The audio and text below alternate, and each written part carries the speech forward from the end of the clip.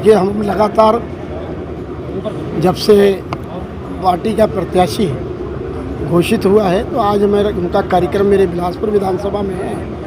तो सुबह से ही हमारे पार्टी के लोग और जगह जगह गांव-गांव जाकर लोगों के साथ बैठ रहे हैं, उनको पार्टी की नीतियों के बारे में, पार्टी के कार्यक्रमों के बारे में जो बता रहे हैं और पूरी की पूरी तरह जहां भी हम जा रहे हैं एक उत्साह की लहर है। और उत्साह के साथ लोग माननीय प्रधानमंत्री श्री नरेंद्र मोदी जी के और माननीय मुख्यमंत्री योगी आदित्यनाथ जी के नेतृत्व में पूरा उनको समर्थन देने की बात कह रहे हैं और एक एक वोट भारतीय जनता पार्टी के पक्ष में मतदान करने को कह रहे हैं। और जो भी सरकार की नीतियां हैं ईमानदारी से हर व्यक्ति तक पहुंची हैं, इसका एक लाभ। अपना मुकाबला किससे मानते हैं आप रामपुर में भारतीय जनता पार्टी का? देखिए, मुझे कहना नहीं चाहिए, देखिए चुनाव में प्रत्याशी तो हैं मगर घनश्याम जी का कोई मुकाबला नहीं है।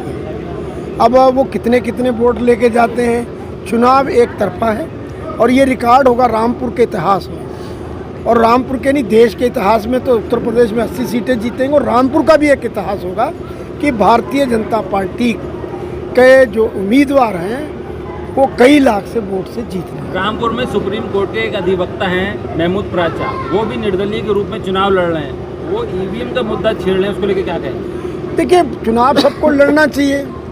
देखिए, वो चाहे सुप्रीम कोर्ट का वकील हो, चाहे हाई कोर्ट का वकील हो, चाहे आम राजनीतिक व्यक्ति हो, पार्टी के लोग हो, चुनाव सबको लड़ने का अधिकार है।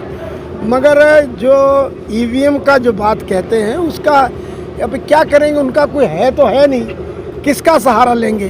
उत्तर प्रदेश में पहले चरण का चुनाव होने जा रहा है। भारतीय जनता पार्टी ने बहुत तेजी के साथ जो है वो प्रचार प्रसार तेज कर दिया है, वहीं विपक्ष का ही नजर नहीं आ रहा है, इस पर क्या कहेंगे आप? देखिए, भारतीय जनता पार्टी 5 साल चुनाव लड़ती है।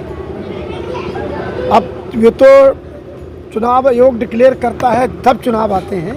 भारतीय जनता पार्टी का एक एक कार्यकर्ता 5 साल चुनाव लड़ता है।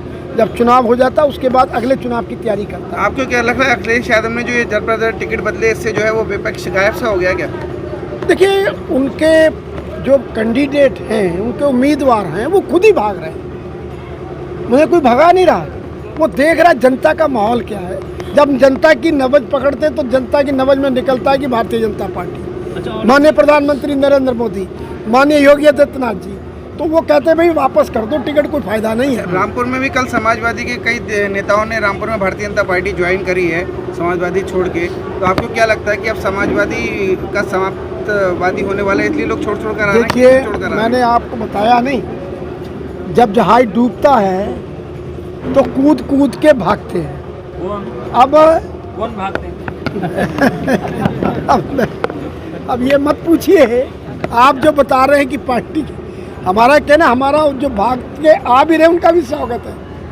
तो जहाज डूबते हुए पे कोई नहीं चढ़ना चाहता, जहाज चलने पे जब चलता है उस पर सारे लोग बैठना चाहते हैं। इस समय जहाज माननीय मोदी जी का चल रहा है, माननीय योगी जी का चल रहा है, तो सभी उसमें सवारी करना चाहते हैं, आराम से अपनी नैया को पार लगाना चाहते हैं। अच्छा, जी, समाजवादी पार्टी की तरफ से अभी कोई जो बड़ा नेता है वो नहीं आया है रामपुर में प्रचार के लिए, जबकि भारतीय जनता पार्टी से जेपी नड्डा से लेकर मुख्यमंत्री योगी आदित्यनाथ खुद पहुंचे हैं।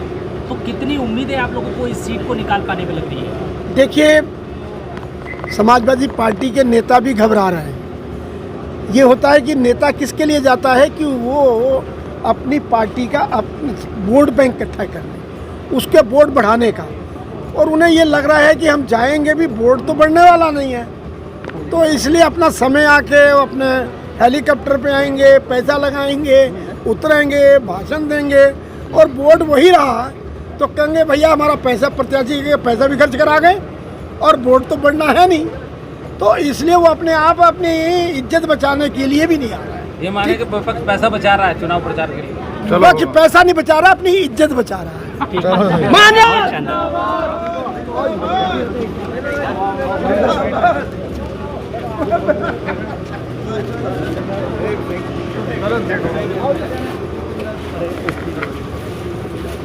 अच्छा जी, हमारा पूरा प्रयास होगा कि आपको